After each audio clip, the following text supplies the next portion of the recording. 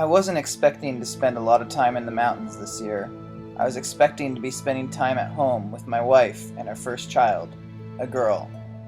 Unfortunately, our daughter Sammy was stillborn, and nothing seemed to be going as planned. It's in times of suffering that you lean on others the most. My wife, my family, and my friends helped me get through a terrible time.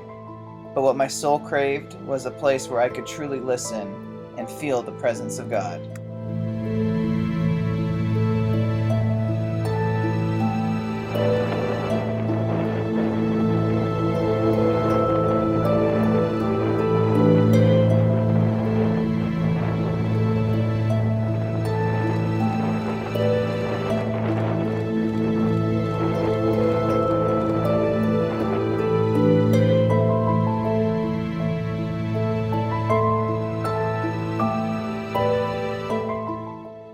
In the North Cascades, there is a mountain called Sahale. In native trade jargon, Sahale means high and heavenly. I craved a place where life slowed down and I felt at peace. I craved a place I could be still and listen and talk with God. I craved my own Sahale, and I found it in the mountains.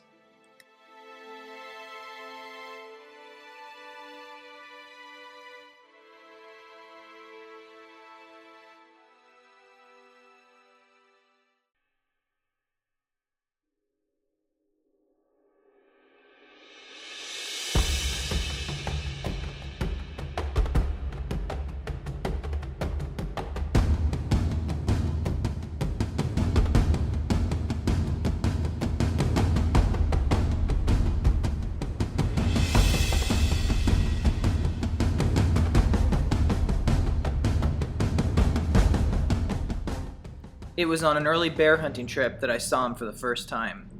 I'm not the kind of hunter who names bucks, but if any buck deserved a name, it was him.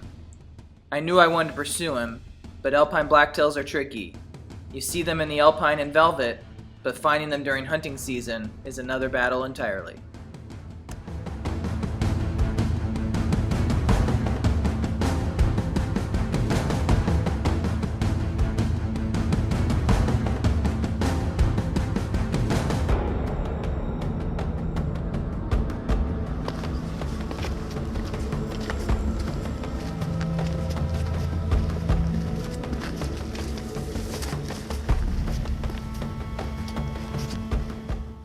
As summer progressed, I continued to spend time in the mountains, searching for my buck.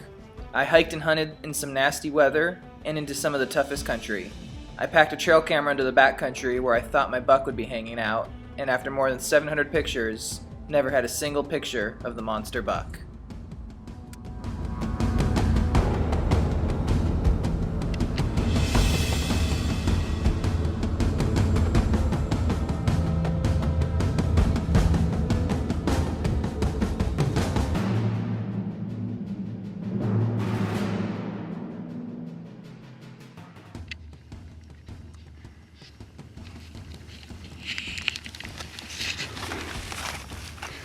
Well, this is what I'm working my way through.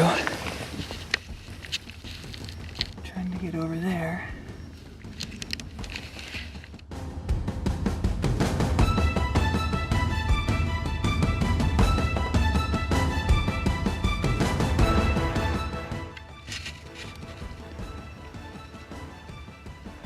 So there's all kinds of little hidden meadows in here. With this big open timber. Found a few empty deer beds. Plenty of game trails, they're definitely in here. Just need to get lucky.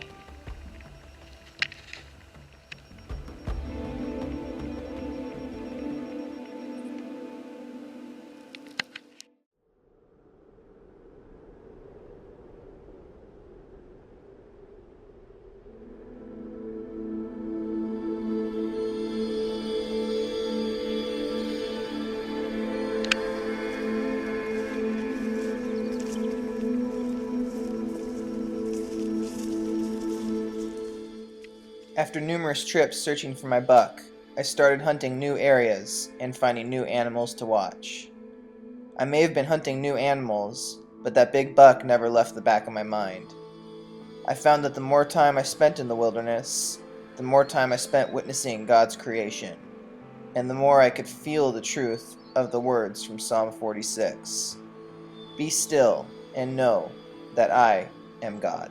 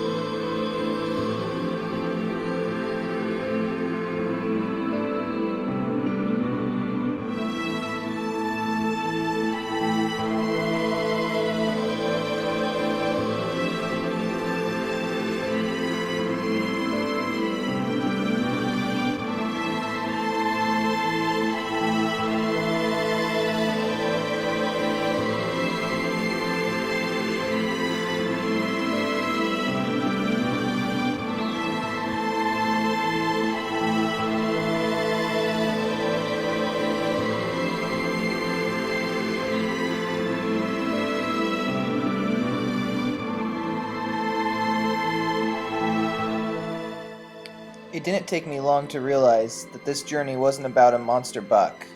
It wasn't about some solitude that I was seeking. It was about time with my closest friends and family, who were there to support me. It was about finding that direct line communication with God that I always seem to find when I'm in the wilderness. It was about finding my high and my heavenly place. It was about finding my Sahale.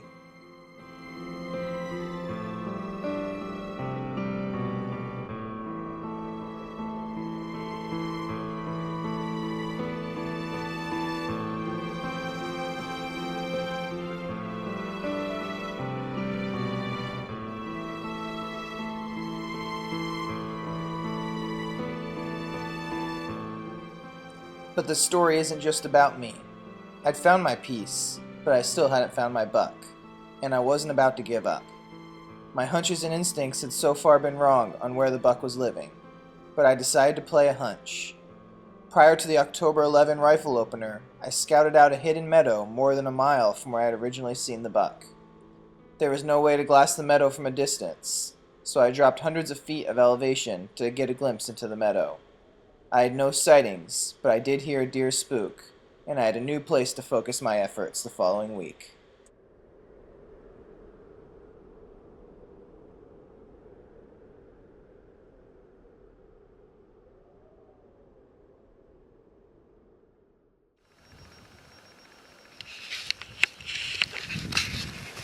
I'm about to side hill down into that meadow over there, and it's really wet outside right now, so in my opinion, having some little packable crampons like these, which go on like this, are a necessity for hunting Western Washington this time of year. So I'm working my way down to the subalpine here, and the most important thing I need to do is make sure I'm playing the wind right.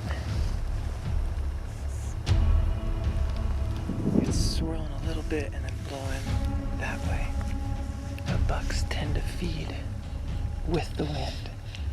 So they'll have their wind blowing at their butts so they can smell anything coming up behind them. And using their eyes to look up ahead for threats. So I'm just going to slowly work my way down there, see if I can catch a buck feeding out in the open this morning.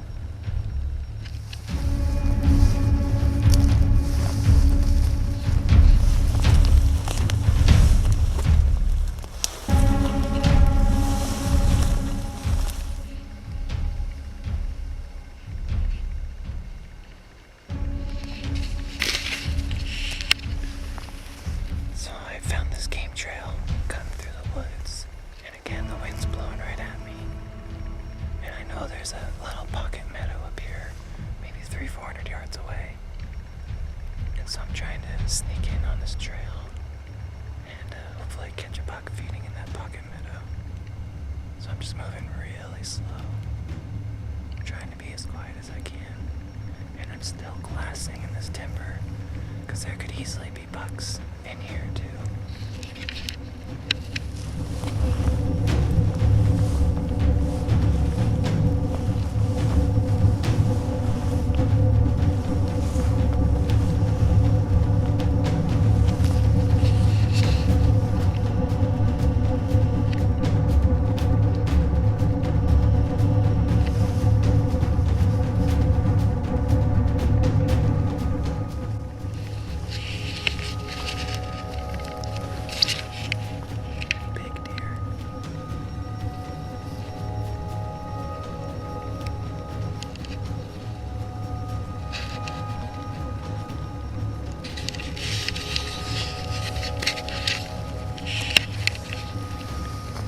This pocket meadow I was talking about.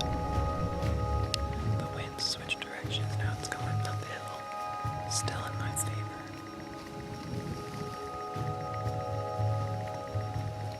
I can only see maybe a fifth of the meadow right now, if that.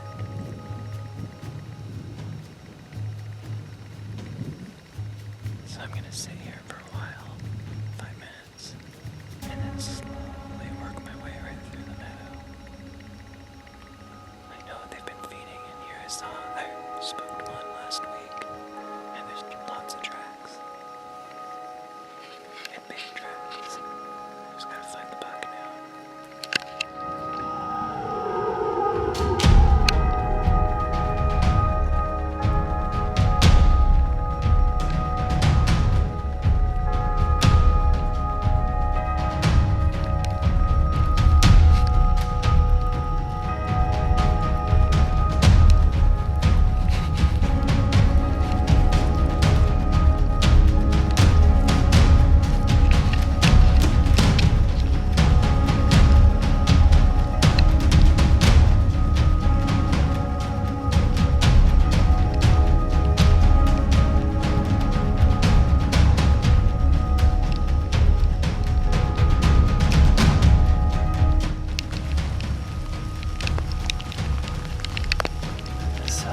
Still hunted out into this meadow, and I came right over that lip right there.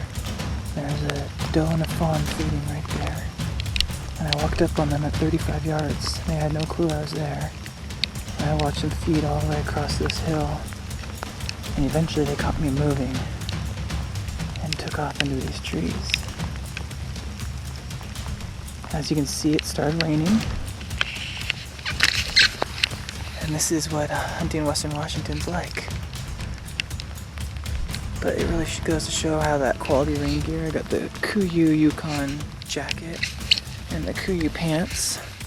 Quality rain gear helps you stay out here because these deer are still feeding, even in this rain. And as long as you have visibility like I do right now, you never know what you're gonna see. So I know there's in this direction. Let's see. Up there, there's another meadow. A little bit bigger than this one, actually. So hopefully we can get lucky and catch a buck feeding out there. Buck down. Holy crap. Holy crap. I I came up this hill and I knew there was a big avalanche chute here. And it just looked like great deer country.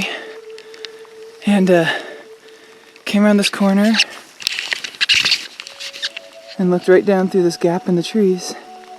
And there was a deer standing broadside. I assumed it was that doe from earlier. And I pulled up my binoculars and there were big antlers sticking up. I have no clue how big it is. He looked nice. He gave me plenty of time to get my gun up, felt steady, took the shot, and I just saw him rolling down the hill. So I have no clue what I have, but we'll see. You can see the gap in the trees up there where I spotted him from. And I always pray whenever I shoot something that it's a quick, easy recovery, no searching, no looking for blood. Just let it be quick and easy for the deer. Well, there he is. I haven't even seen him yet, so I see some antler. It's definitely at least a 3. Oh man. Oh man. Big body. Holy cow. What a great deer. What a great buck. Oh my goodness, it's the one I saw this summer. Check this out. Oh my. No way. What a beauty.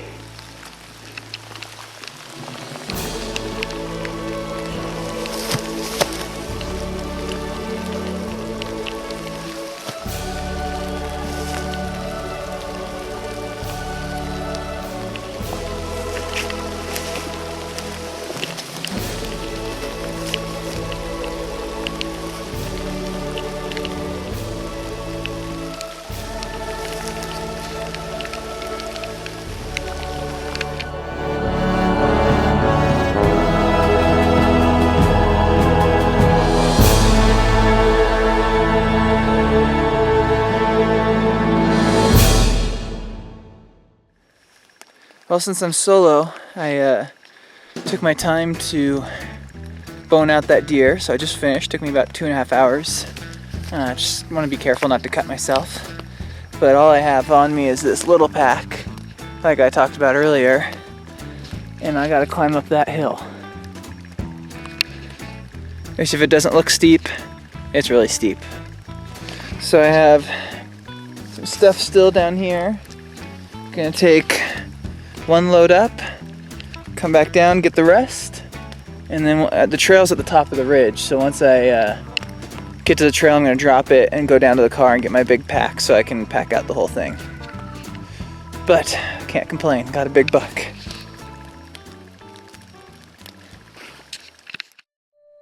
My Sahale didn't require me to shoot the buck I'd been chasing. It was the journey, the prayer, the reflection in God's creation that helped to bring me peace. I waited patiently for the Lord. He turned to me and heard my cry. He lifted me out of the slimy pit, out of the mud and the mire. He set my feet on a rock and gave me a firm place to stand. He put a new song in my mouth, a hymn of praise to our God. Many will see and fear the Lord and put their trust in Him. The words of Psalm 40 bring me a hope that I discovered in my Sahale.